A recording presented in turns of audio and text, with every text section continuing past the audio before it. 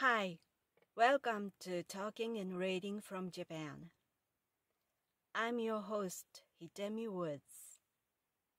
Here, I'll read an episode from the books I wrote and talk about it or anything I feel like talking to you. I hope you enjoy with me. Today, I'll read an episode from one of my memoirs I wrote, which title is The Girl in Kyoto.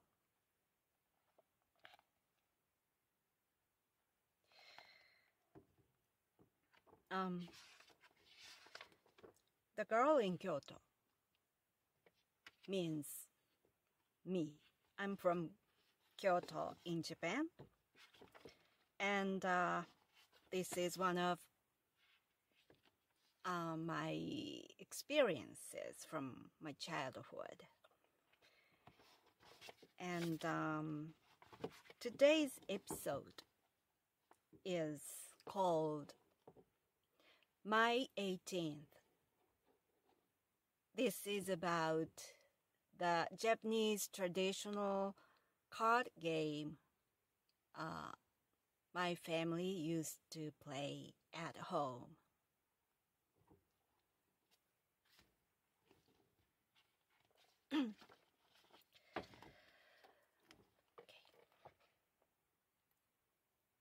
My 18th. The classic card game is usually played during New Year's in Japan. There used to be a family gathering in New Year's in my house every year.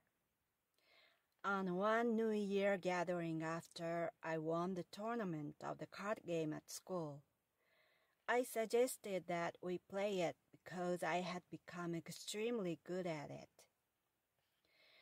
I played with my relatives and my grandfather. I won dominantly by getting most of the cards.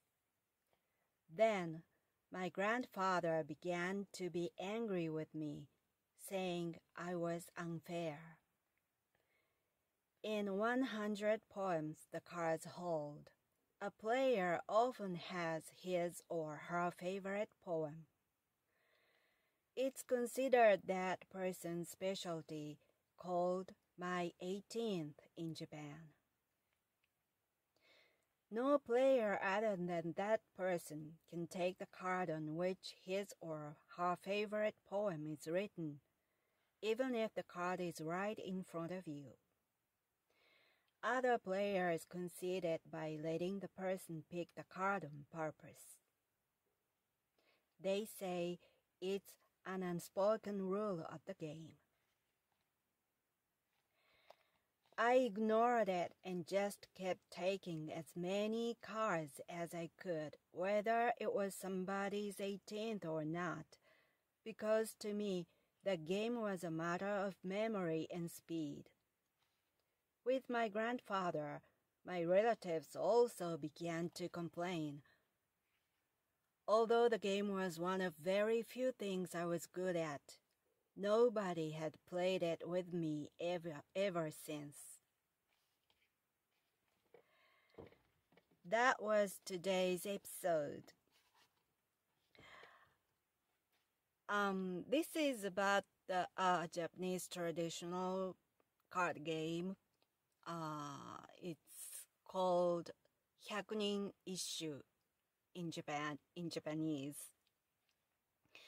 I think I have talked about it here before, but it's an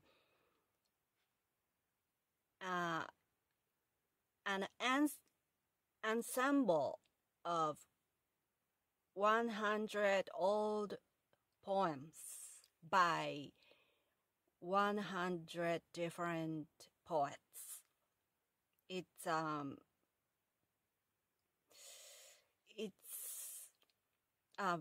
pretty old poems. Was comprised about during the 13th century or so.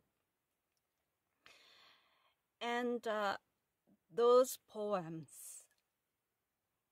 had become a card game in Japan.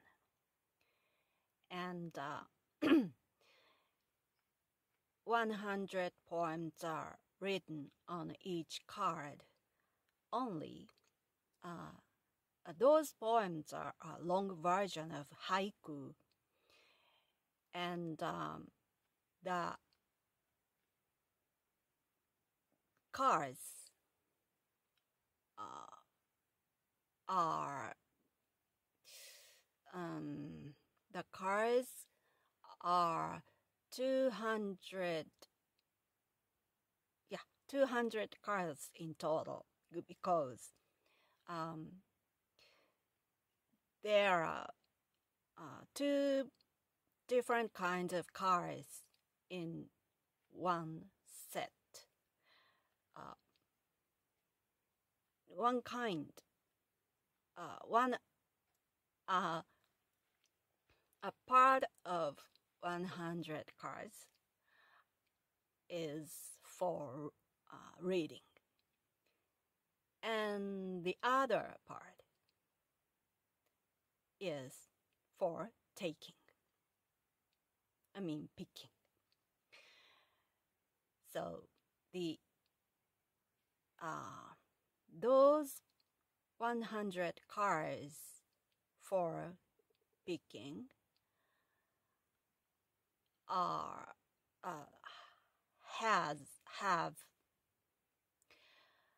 only the latter half of the poem. The latter half of poems are written on each card, and those are arrayed in front of you, in front of players. And the reader reads another part of another set of 100 cards, on which only the first part of the poem is written on each card. So, to pick a card, a corresponding card, fast and correctly, you need to remember the whole poem. So, the minute a reader reads the first section of the poem, you recall the latter half in your brain and search for it among the cards that are scattered in front of you and pick the corresponding one. So the memory and speed is the key to win this game. And for some reason, I was really good at it. And of course, I remembered all those 100 poems completely. So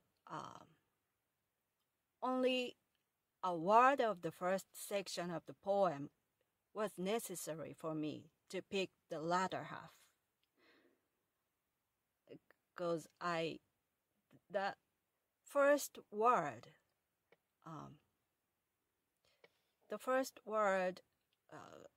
tells me the latter half instantly in my brain.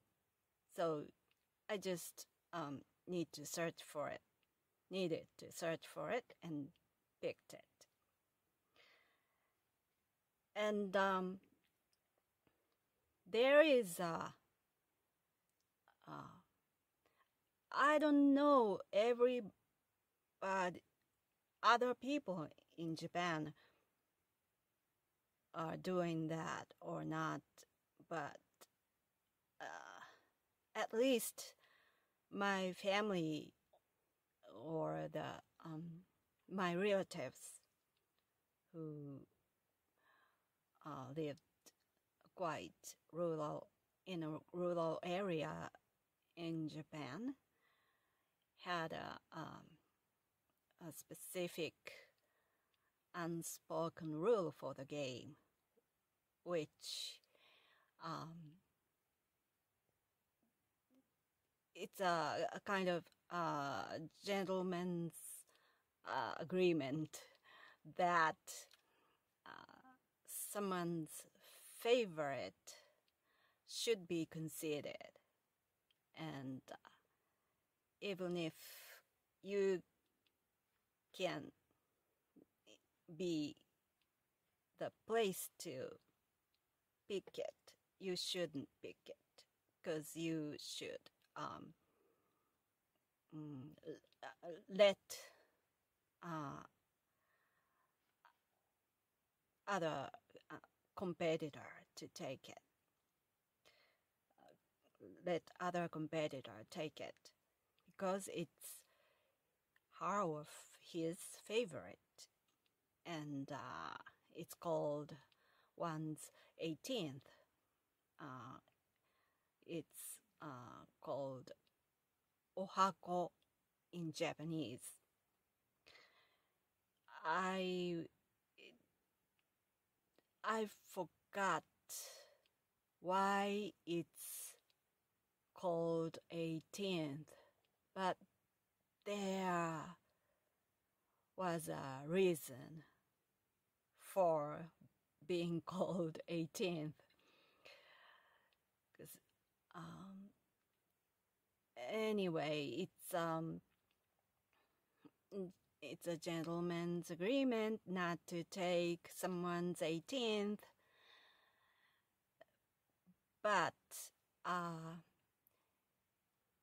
I knew that agreement vaguely when it's played among the close relatives or family members, but officially it's not an official rule for the game. So officially they don't players don't apply that rule. And in the tournament that was held at my school,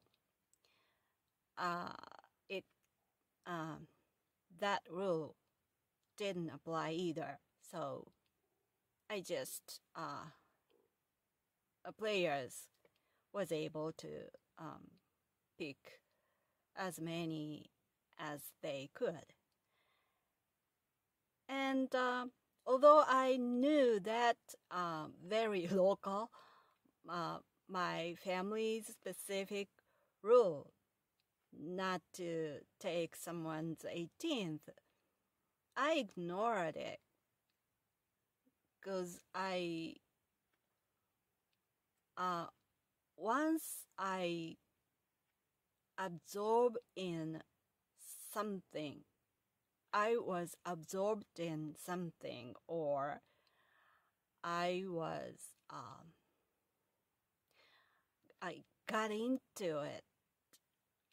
I get into it. I tend to forget those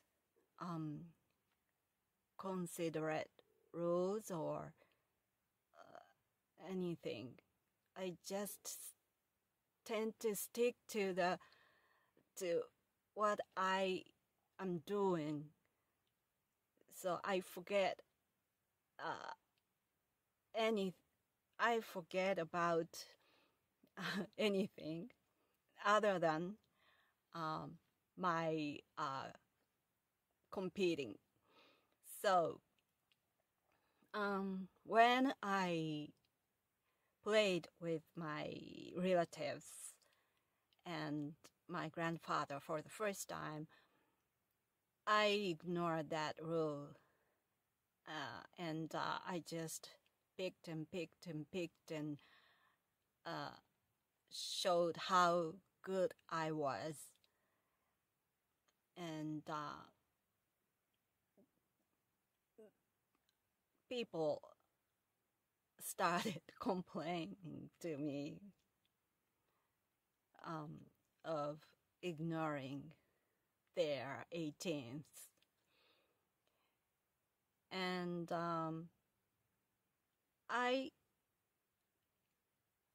when I was complained, I noticed, I realized what I had done. But to me, it was more important to win the game, because I was, at that time, I got into that game so deeply, and I just couldn't see anything around me, let alone those 18ths or anything. But my grandfather, when I picked one card, I had never played that game with my grandfather until then. And so when I played with them, and I picked a certain card as usual, he suddenly exclaimed that it's my 18th. What are you doing? And it was so funny, because I just played the game ordinarily. It's the usual way, the right way. It's the right way to be played. So I just doing the game, and he suddenly interrupted me, and the reason of his interruption was that card was his 18th. And but I didn't concede it. I didn't concede it to him. I didn't hand it to him. I said I picked it before he picked the one. And in my theory, if he loved that poem so much,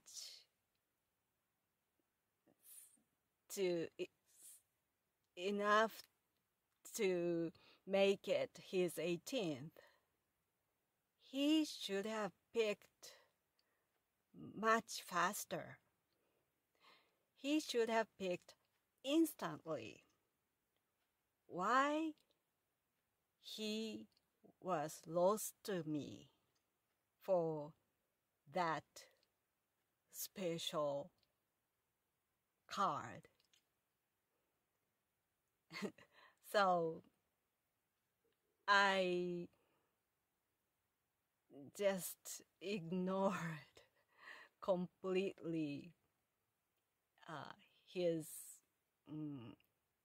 18th and his unspoken rule that he had believed all his life for that game.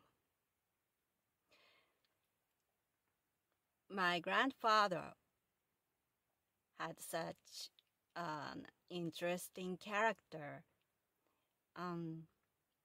He was he acted like a dictator of my family, but also he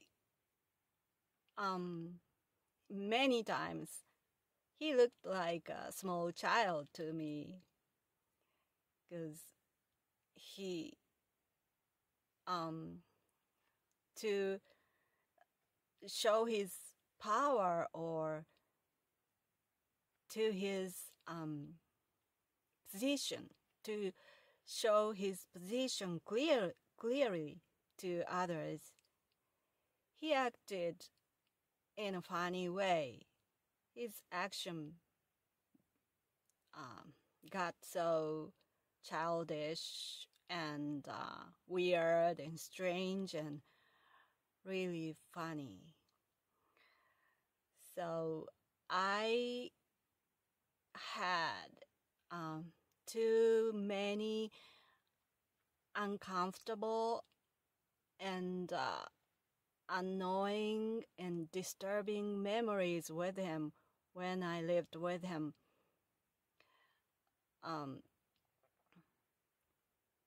But